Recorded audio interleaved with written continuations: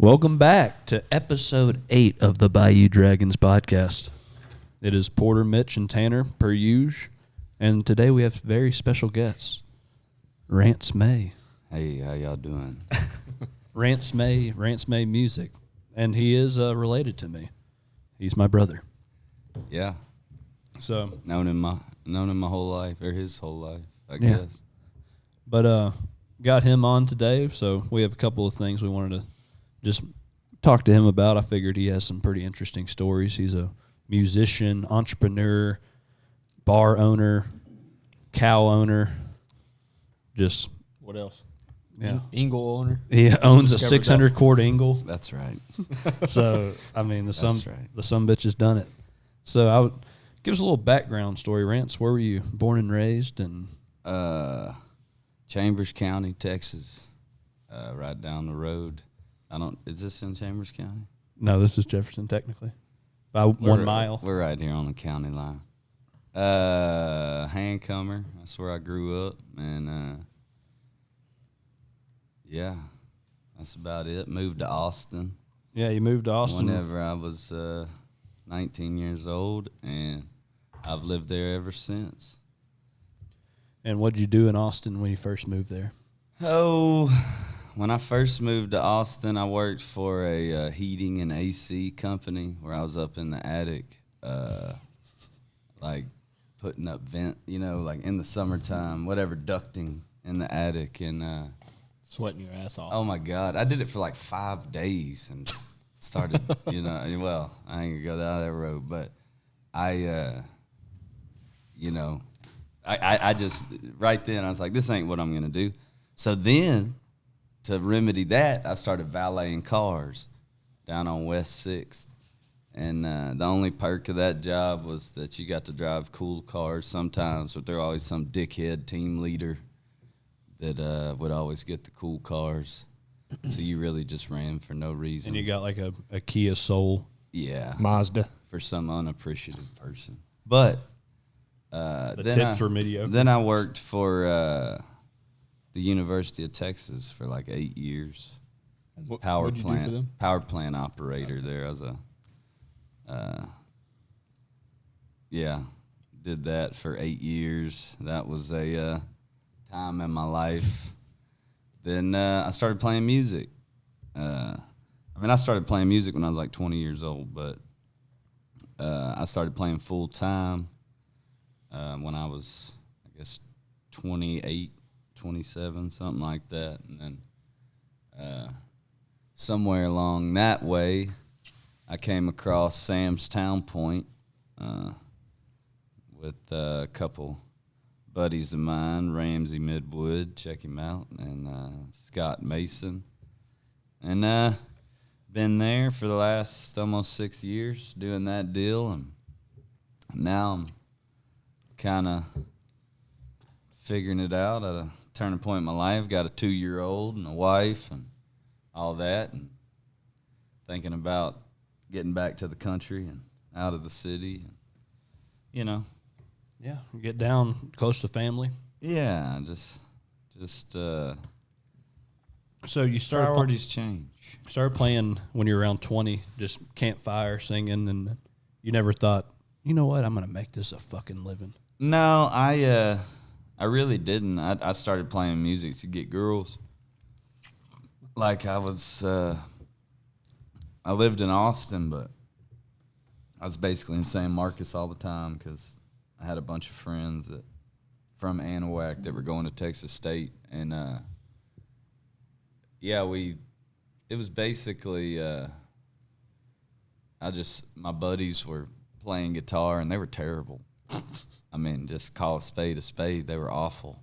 And I was like, I can do this, this ain't no deal. So everybody went home for like Thanksgiving break or something like that. And I learned Time Marches On by Tracy Lawrence off of YouTube, and kind of like chord charts, whatever. But whenever all the people that lived in that apartment that I was basically just squatting in to use their computer and guitar to play came home, and I was playing Time Marches On in the living room. Thought I was the baddest dude alive.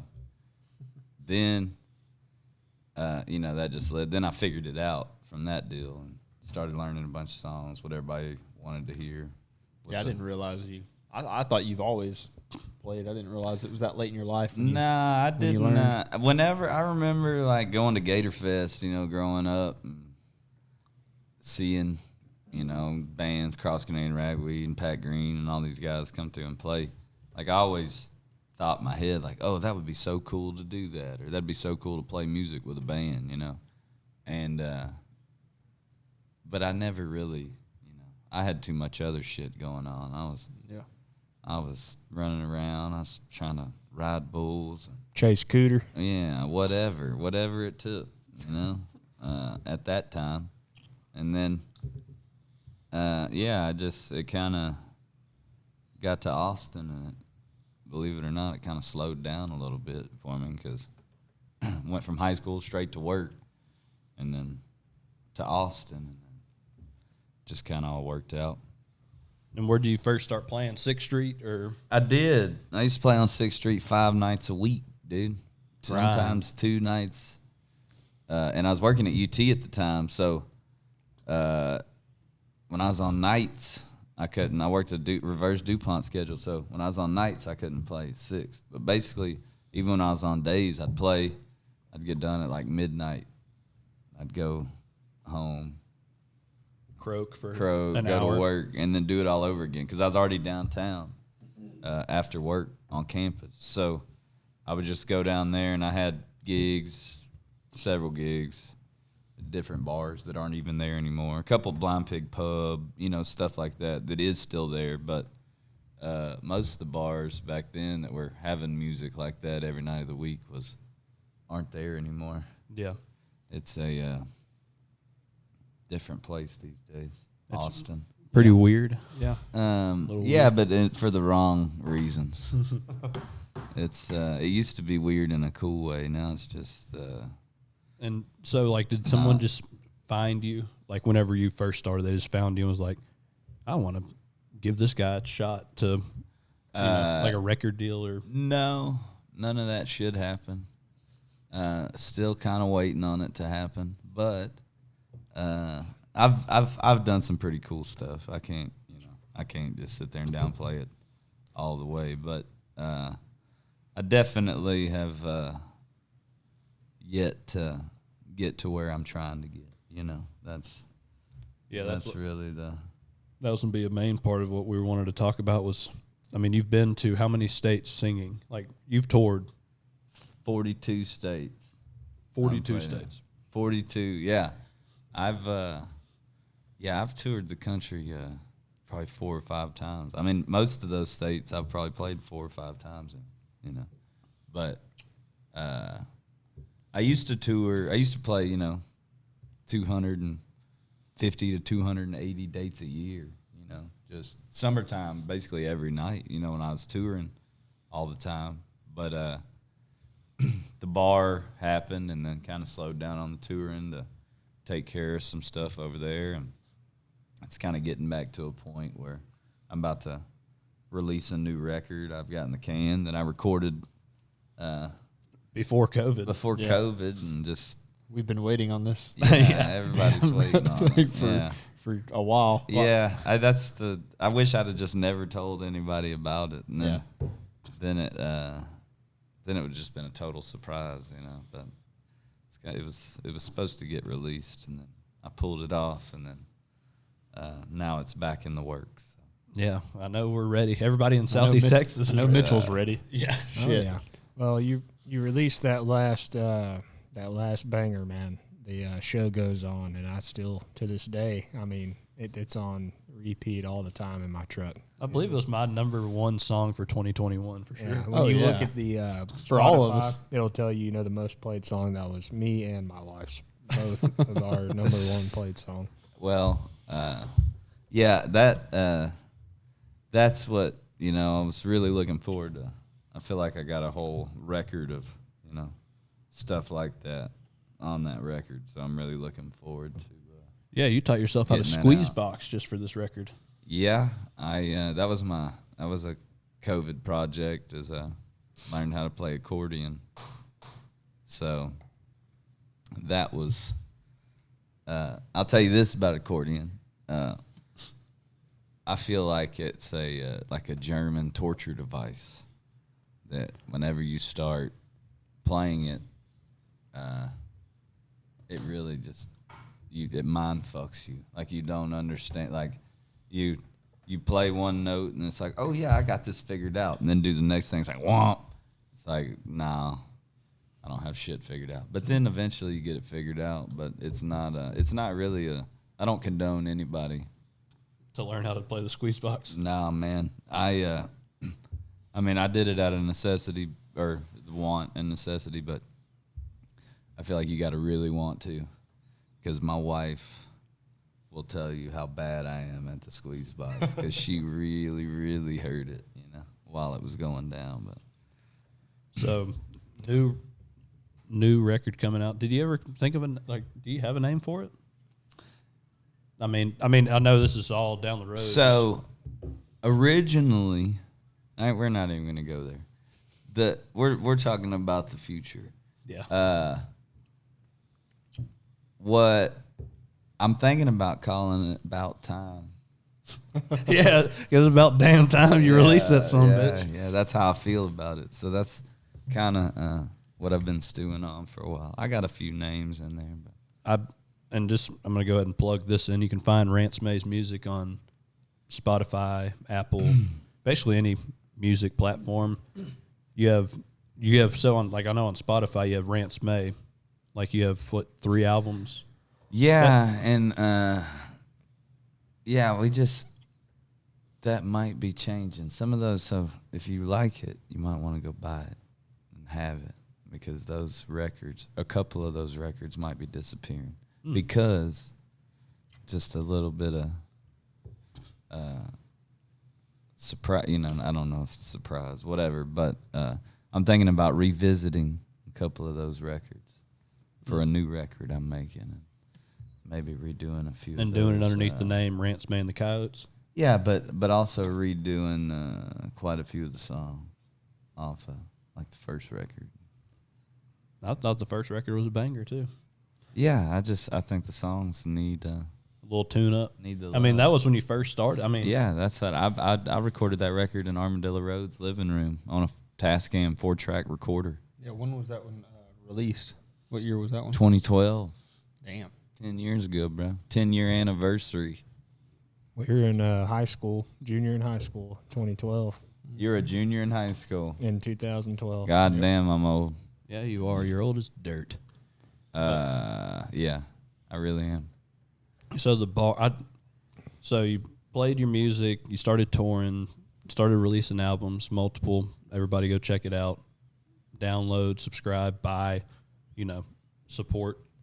But then you ran into the bar, which if anyone around Austin, Texas has never been to Samstown Point, you need to go. It's a sight to behold for sure, Well, to say the least. Yeah, it's it's not for everybody, but we like to keep it that way. Well, when we were It's authentic. for my bachelor party, we were staying at Canyon Lake, and they're like, we're going to hit Samstown Point, before we go into Austin. And I didn't really know what to expect, but man, I'll tell you, I was really impressed, man. That kind of bar, the kind of theme you got going on there, dude.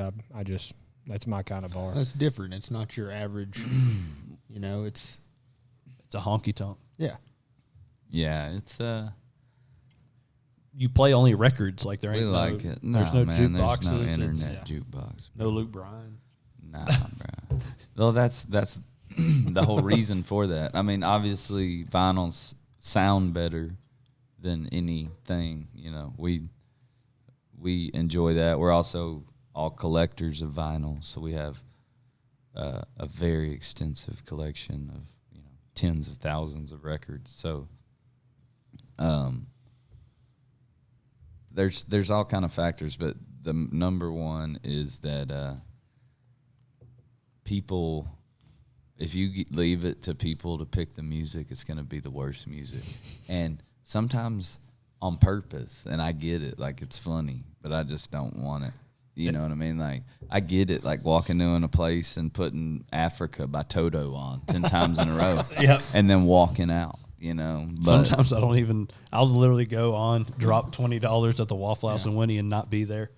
Just fuck it, dude. just pull in. Remember those guys that wanted to whip our ass at Waffle House? Yes. Why does Toto Porter keep just playing? pull up, put Dude. 20 on Toto and fucking Bail. pull out. Dude, Yeah. Dude, we were at Luke's that night, remember? And we played Toto like 30 times at Luke's. Oh, dude. And these dudes next to us were about to lose their mind, and we left with the Waffle House, and they showed up. Dude, And it was playing. Yeah, it was these two dudes, and they're sitting there, and I started playing it. I was like, Tanner, we just sat there, like, and I kept playing it. And then it was a big dude and, like, this little short dude that was, like, the mouth, you know, and he just, God dang it, I'm tired of this Mount Kilimanjaro shit. And I'm just This like, Mount Kilimanjaro. And it's not that they weren't trying to play something, but Porter would keep going on there and like fast passing them to keep it playing at all times. It played like 10 times in a row. They don't at least. They don't let I mean, you do that no more. And I'm going to take full credit that it was because I played Toto more than 1,000 times in 1 year, and those people were mad. Like, I'm talking like they were strapped. It was in like downtown Beaumont, little ghetto area. Very sketchy. Walk into Waffle House at 2 a.m. for breakfast. All they hear is Toto on repeat. Yeah, Mount Kilimanjaro. I would know the game. I'd walk out. This ain't for me, man. Yeah, but so the bar is cool. I mean, you can Airbnb there. Y'all have live music 7 days a week. 7 days a week, dude. I play there tomorrow night. Hey, this won't be out tomorrow night. Well, I know that. I'm not plugging myself. I'm just telling you I play there every week. Hey, That every was the Tuesday. plug, Hey, dude. every Tuesday, Rance May's Yeah. live around Jesus, 10 Cut me o'clock. some slack here, brother. No, bro, no slack. We're gonna plug everything, but the Tuesdays be at Sandstown Point. But I want to know. Well, first question: you've been to 42 different states. Yeah. What is what state is the most just redneck backwoods state? Florida, no doubt. Florida. Yeah. I mean, Well, depending on the parts of Florida, but most people in Florida are just different. It's a different breed, you know. Also, for different reasons that I love, Oklahoma is pretty, different folks, and it's different strokes for different folks. But really, anywhere in the Southeast, you're gonna see some pretty rowdy shit. We played like some. Man, I'm trying to think. It wasn't like it was an event like Muddy Graw, all right, in Georgia. Where the hell was that at? Just a second.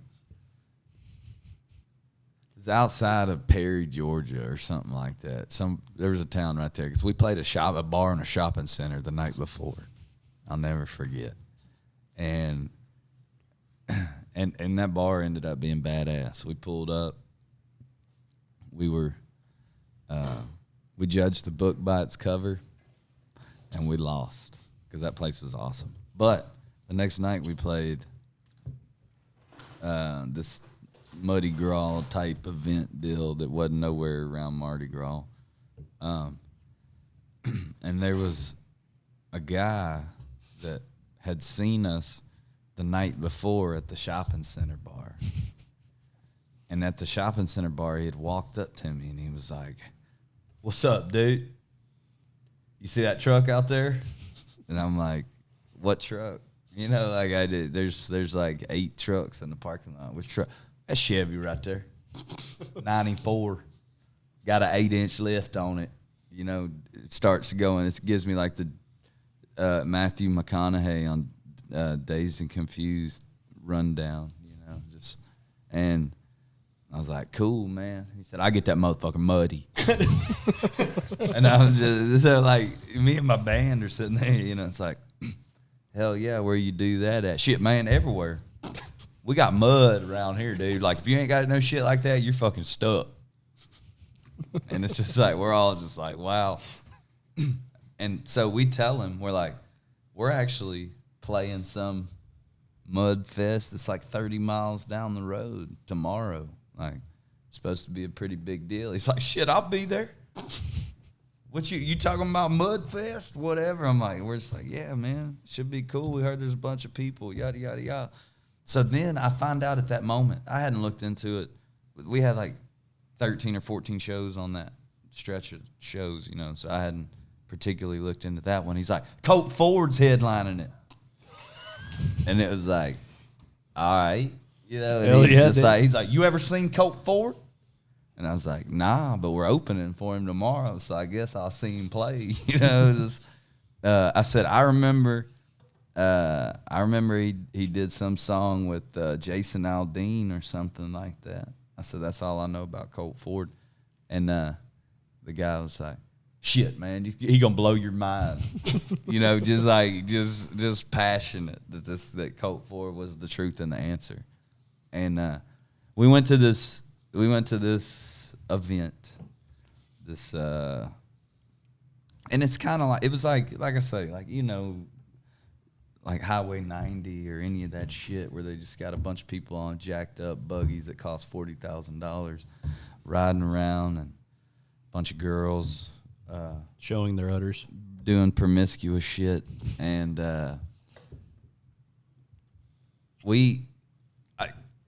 long story short, we end up stealing this dude's buggy. And we didn't really steal it because we weren't going to fucking sell it or something. You know, we just borrowed his buggy. He was like passed out drunk. And we kind of like peeped the game out. It's like, all right, this is what's going to happen. You know, we're just going to fucking back out, go ride around. All we wanted to do was go ride around. Right after our set, Colt Ford was playing. We didn't care to watch Colt Ford. We just wanted to go hang out, you know. So we take off on this dude's buggy, and we're gone for like 5 minutes. And some girl pulls up on a four-wheeler, and she's like, y'all all about to get your ass beat.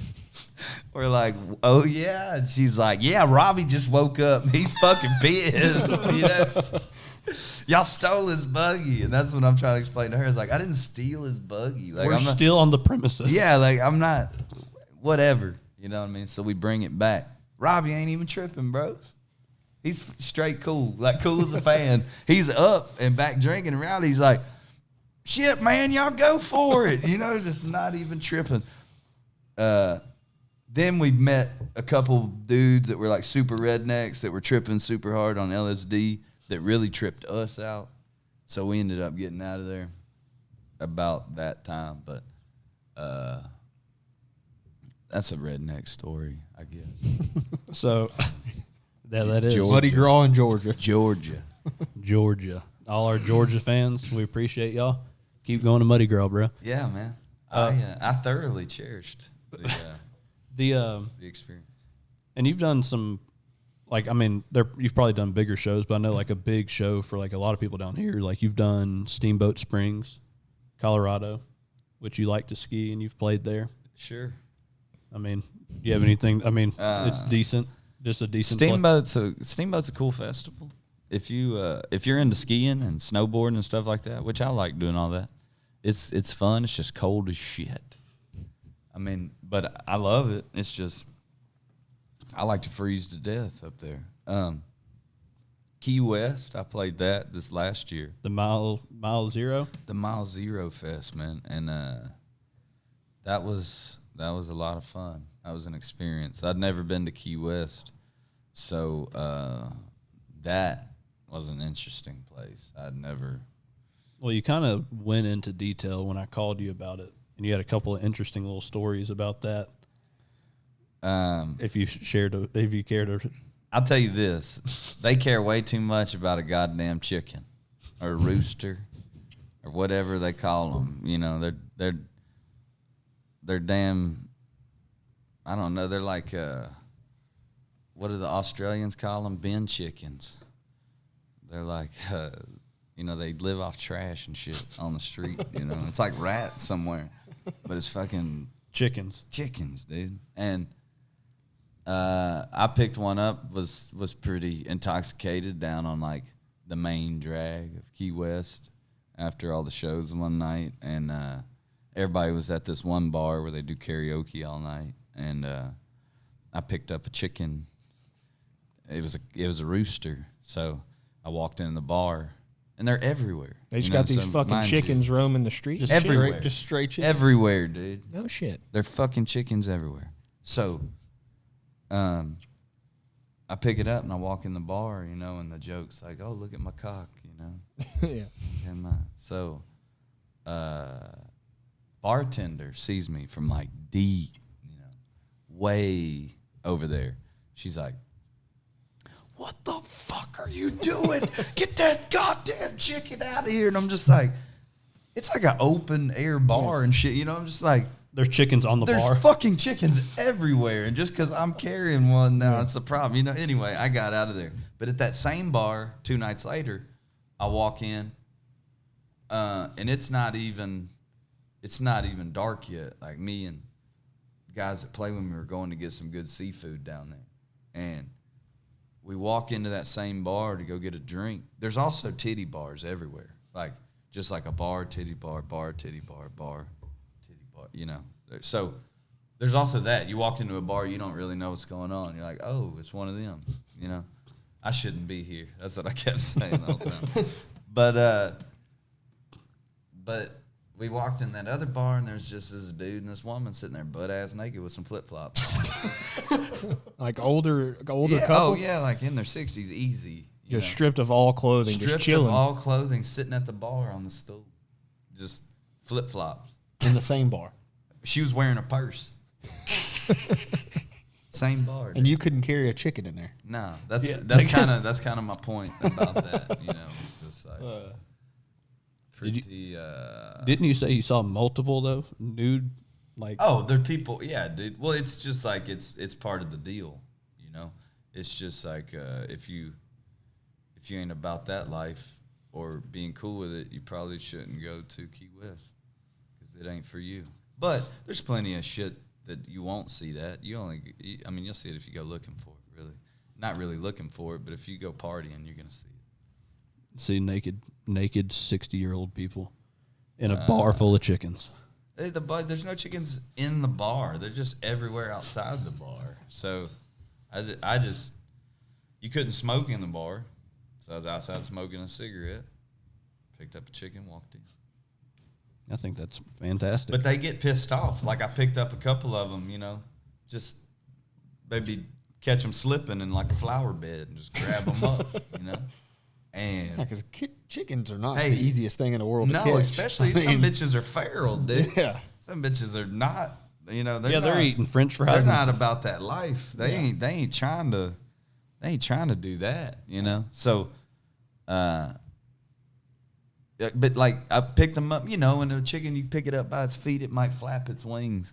And one time I did it, and we were walking up to the beach, and this lady was coming off the beach, and she just like looked at me with the most disgusted look you could ever imagine. It's like, you're the worst piece of trash for picking up that chicken. So basically, if you're in Key West, don't fuck with the chickens. Yeah, people love the chickens, man. They put them on shirts, and they make money off of them. So they ain't trying to get you to fuck with the chickens. It's just like that beach with all the pigs. You just go to Key West, and it's just chickens everywhere. Yeah. Well, that's very unique. I've never been somewhere where chickens are beloved. Yeah. Yeah, I don't, fuck, it's a yard bird, dude. This podcast is also went ahead and plug in a couple of our sponsors. Snuff Cup Spittoons. They are a fantastic spittoon. As you can see, we're all spitting in them. Take the bottom off, put your can in there. Machine washable. Spit in the top. Mitchell, you're using one of them. Yeah, we got these really badass koozies from Beersy. This one says bleach, my favorite. Used it on the last podcast. Real comfortable for the can. Check them out. Call them can condoms. And then the sign behind us, per usual, Ben Floyd Fabrication out of Orlando, Florida. He does all our hats, a bunch of our designs, and now he's doing that kind of shit. So he's awesome. Y'all give him a follow, and if you need any hats done, he's definitely the man to do it. So, Rance, there's one place that I'm just interested in hearing at least a story or two. TwisterFest in, is it Chickasha, Oklahoma? Chickasha, Oklahoma, dude. Just another day in Chickasha. Just another day. That's a pretty different atmosphere up there, huh? curfew on his ankle. Said he sprung from the slammer, hit his old lady with a roofing hammer. That's exactly what I heard. TwisterFest is a creation of a guy named Curtis Hart. He is a character, to say the least. He's a crazy dude, but he has these 82 or 86 acres, something like that, in Chickasha, Oklahoma. It's called the Muscle Car Ranch, and he's got some of the coolest shit, old stuff, signage and cars and trucks and all that stuff out there. It's so awesome, with like 3 20-acre ponds or 20 acres and 3 ponds, whatever it is. But it's still, a bunch of stuff. And he's got like the coolest tractors and, stuff like that. But like tiny tractors, not like big ones. It's cool. Mows 80 acres with John Deere mowers. And it's a pretty big deal. It's like a whole week, huh? We kind of make a week out of it when we travel up from Austin, but it's the festival is a Friday, Saturday, Sunday ordeal, and some big headliners, huh? Yeah, man, it's some of the it's like 80 of the best bands Oklahoma has to offer. Then y'all, and then we play, and yeah, man, it's always packed, and they love us. Get off me, Roy. Get off me, Roy. But so TwisterFest, and what's the biggest venue you've ever played at, you think? Hell, I don't know. Oh, well, we can talk about that at a different time. Yeah, I'll have to think about it. Let me get back to you. No, that's fine. 'Cause I don't want to tell you a lie. No, it's fine. So we'll get off the music and all that stuff. You have a pretty big outdoors background. You grew up in Southeast Texas, so you grew up gator hunting, duck hunting, bass fishing, and yeah. I just got back from a guided bass fishing trip just this evening. Came here fresh from it. My boy the Dan and Winnie took me to a nice 80-acre reservoir that's just full of delicious bass. Had to duck and dodge the squawk shits, but we really ripped the fish and had a great time. It's not open to the public, so it's an exclusive deal. But the Dan's guided fishing trips right there in Stoll, Texas is something to behold.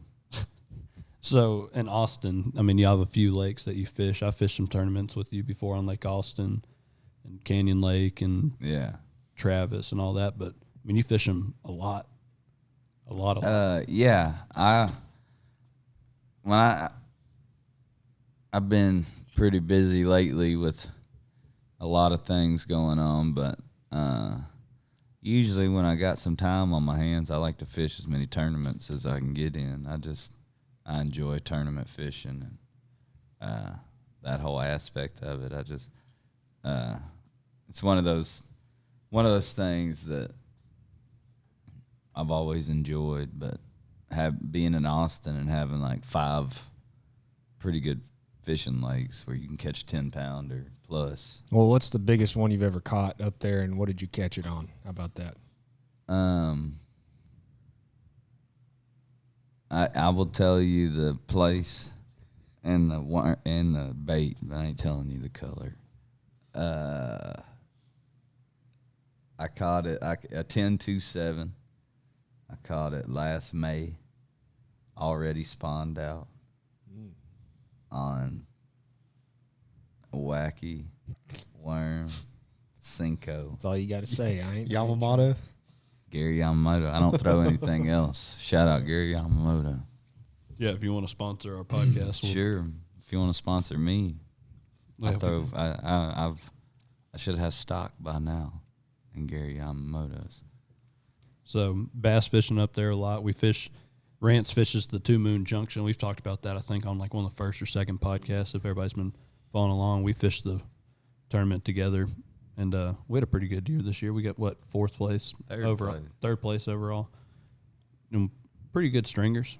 Didn't let Mitch and Joe beat us this year. No, yeah, we lost big bass by an ounce. Yeah. Oh yeah, that's right. Y'all brought in a sack too, man. I thought y'all had it. Oh man, it was bullshit. But but we brought it back. We did good at the Sam Rayburn tournament. Yeah, we did. That was one of that Rayburn tournament here. 2 months ago was some of the most fun fishing I've had in a while. Just how many fish we caught. We smashed them, dude. Like straight up, just smash. We caught a bunch of slaunches. Slaunch after slaunch. But yeah, I love fishing Toledo or Rayburn. Either way, it's I think they're, I fish some lakes in the South and Florida and around. I just don't have as much fun as fishing Texas lakes. Everyone knows Elsewhere. Texas is where it's at, but we were talking about earlier, you do quite a bit of gator hunting. So a lot of people don't really know how we hunt alligators in Texas. Can you kind of like go through the process of like, putting out the line and just how it works? So in the state of Texas, by law, it's changed. So where on private land or and it might be in a public waterway now, but I'm not sure about that. But there's certain buoy sizes and stuff like that, but you can shoot an alligator with a bow, connected to a buoy without it being on a hook and line. Because forever, the only way to catch an alligator legally is in the mouth on a hook and line. Right. Period. Can't foul hook it. You can't whatever. So it's more like fishing, that you do it that way. You set a line.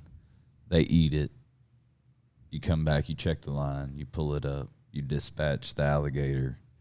And that's just kind of the way it goes, There's a lot that goes into it. I mean, you can go set lines blind and There's a lot of scouting places into it. places you've set before and stuff like that. And you'll catch some alligators, but catching them big ones, you kind of got to chase them around and just set where they're hanging out. A lot of times, unless it's their territory where you're setting, they're not going to go out of their way for the food. And this is mostly on private land. You have to have a tag to harvest an alligator in Texas. So, like, how do they go about like issuing tags for a landowner?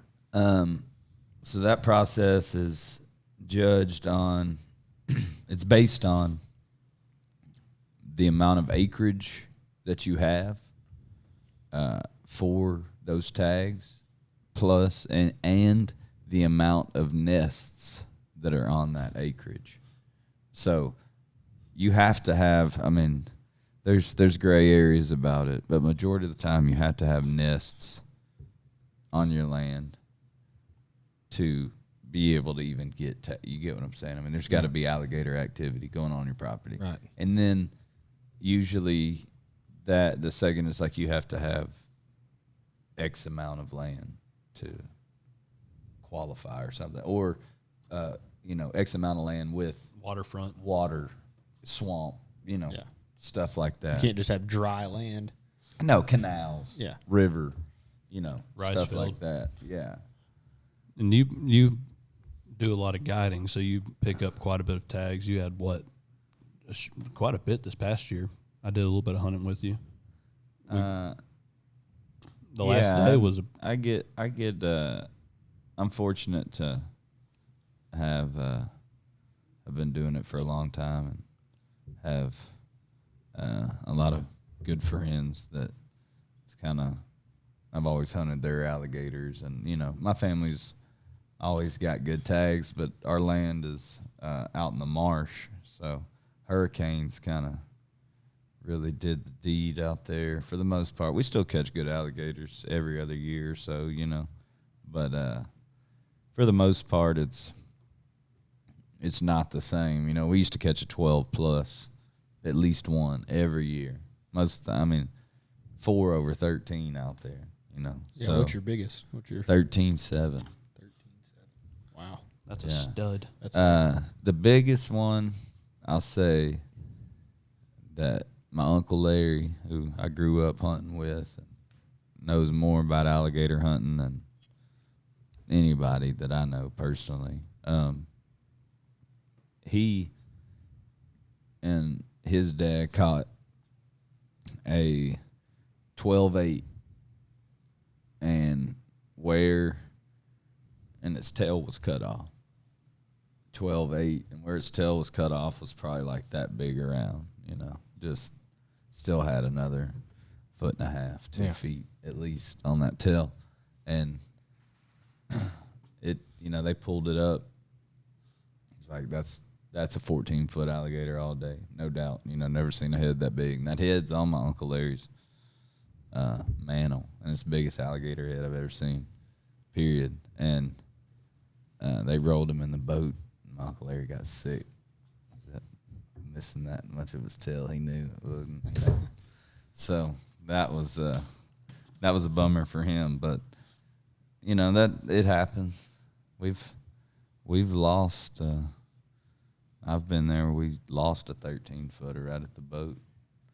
Came up to the boat, rolled a couple times, just pulled the hook out of his throat. Off he went. We had a pretty good year this year. The last day of the season, we had, a 13 and a 12 on the last day? Or No, the 2 12s, basically. And I heard y'all were 12.4 and a 12-foot. in a pretty badass boat while y'all were hunting. Yeah. Mitch was letting us use his boat for the hunting deal, because where the lines were set were not exactly ideal for a buggy. Ideal for, just a bank situation. But yeah, it's good, you know. I've always enjoyed it. That's why I do it. It's a lot of work, but Yep. And anyone can buy anyone can, buy a hunt and come and do it. sure, yeah.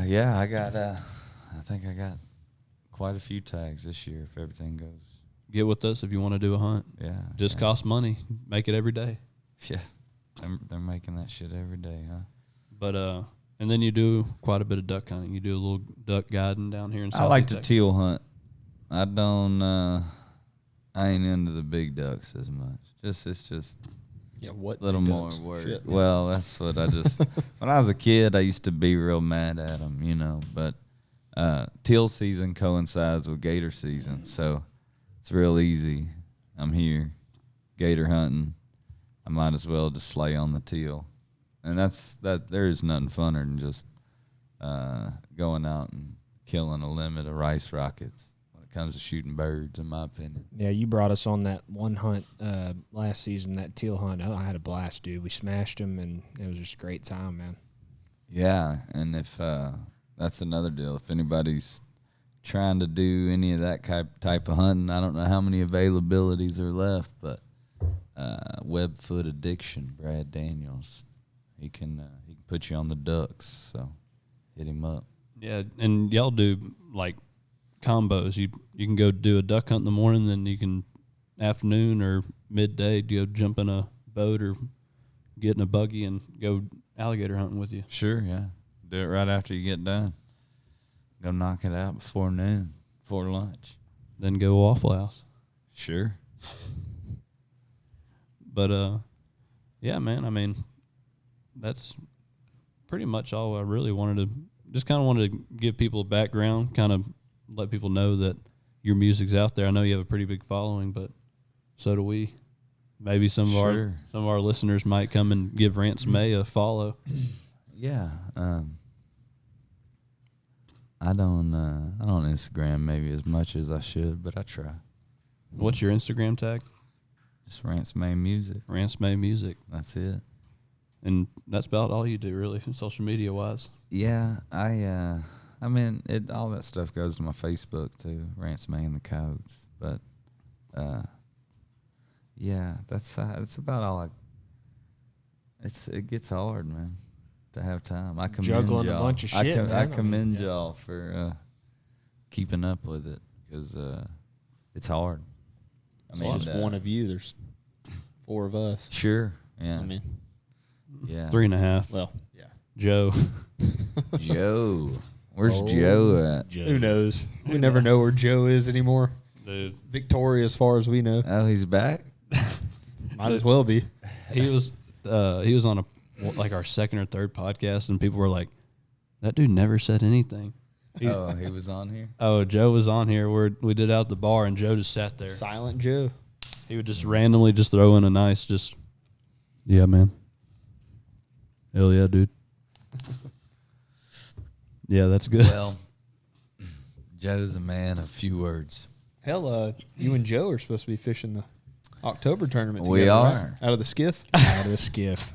I don't know if it'll be out of the skiff, man. Dude, You know it's going to be out of the Joe's skiff. already said, he said, "I don't give a damn what Rance says. We're fishing out of the skiff." Man, He honestly said he'd beat you up. The L Bank. That's all y'all are going to fish the entire tournament.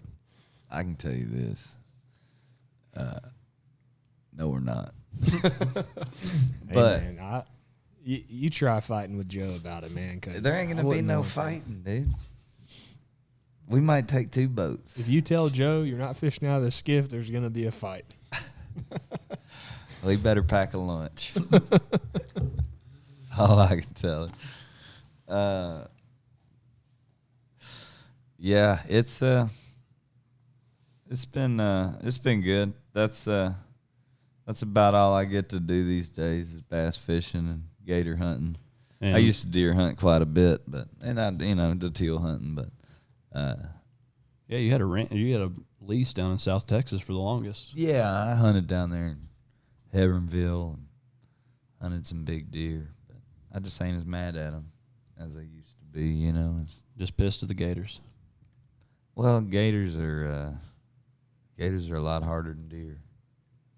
I mean, you can target an alligator, but they're just as elusive as a 200 class. You know, a 12-foot alligator is no different than shooting a 200 plus On a low fence. white-tailed deer. Yeah, no doubt. In my mind, you know, I'm sure some people disagree. Oh, yeah. Someone's be like, "Oh, dude, gator hunting's easy as shit." Yeah, I don't see too many people catching a bunch of big ones anymore. But that's just, and there's gonna be a bunch of people. It's like I catch all these big gators, and I'm sure people do. It's Hell like yeah, I'm not saying nobody catches big gators. I'm just saying it's not easy. Yep. And I guess so I mean, you're down here. You've been starting to get in that cow game a little bit, huh? Yeah, me and my boy Zane, we on the cow game, man. We raising up some bucking stock, and we're just getting into it. We're not we by no means are claiming we know it all, but I think we're headed in the right direction. And Yeah. I next few years, I'm definitely see 1,000 head easy. the next few years, yeah, dude. If I get to, I don't know if I want. No, you won't. It interests me. I grew up riding bulls and always wanted to raise them. Wanted to do it, and then got to talking about it one day, and then about, I don't know, I'd say 2 months after that, Zane called me out of the blue. He's like, "Hey, man, I'm getting in this bucking deal. I'm really, really doing it. He bought a cow on an auction or something online, and it's like, all right, man, that's awesome, He said, "Well, I think it's badass. I want to do it, and I was like, yeah, man, it's it's a badass, it's also a very expensive, not easy thing to do as a essentially a hobby, you know. Till you start making money off something, it's a hobby. But we have a lot of passion for it. Really a drive to see it succeed going forward and raise some real good buckers. That's the plan. And what is your brand name? Oh, it's the War Cattle Co. Walking Asshole Ranch Hell yeah. is my brand. Zane got the Crapshoot Cattle Co. And we out there rocking it in Hancomer, Texas. Hell yeah, brother. Yeah, coming soon. Coming soon. Same with your album, coming soon. Coming soon. So everybody, we're gonna go ahead and, we don't always have to do an hour and a half for y'all, so we appreciate everybody that's been staying with it, watching us, listening. We've had a lot of good feedback and appreciate all the support, honestly. And we love the shit talkers too. So thank y'all. Keep shit talking. Keep it coming. Keep it coming. It helps the algorithm so much. Y'all have a bunch of shit talkers. Oh my God. I don't even want to get I'll into tell you this, man. matter. People be hating. Yeah, That's what really you learn at the end of the day is people be hating, regardless of what shine you got going on, people gonna hate, that's. I'm sure you don't get no hate on your music or nothing. Oh man, they didn't. That's just brush off your shoulders, man. That's all opinions, and everybody's entitled to it. And that's what I love about this country. That's what I love about the whole deal. But opinions and also, assholes. nobody gives a shit. At the end of the day, it's like, but that's what you get. Hell yeah. Well, shit, dude. Everybody, this is Rance May. Y'all go follow him on social media. Check out the music. Download, stream. Just enjoy it. Show goes on. That's been probably your biggest hit so far. And Sure, yeah. I mean, might not be your favorite song that you've written, but It's my favorite. We probably wore you out on that song. Well, he was. I mean, I like that song. I love. I got a special deal for all my songs, in some way. But that I really didn't when I wrote that song think it was gonna be like a big banger. deal, Yeah, like that. I just. I remember Mitchell's bachelor party. No, was it mine or yours? It was yours, and we were riding into Austin, and Rance was like, "I'm gonna play you all this song, man. Tell me what you think." I told Rance right there, "This is the one, dude. This song is fucking badass, man." Oh man. Well, I Sang appreciate that song every day. It's a good ass song, dude. For a long time. I appreciate it. Show goes on. Rance May, Spotify, and I mean, go check out everything. But that's Mitchell's bread and butter right there. Oh yeah. The reefer that I'm smoking.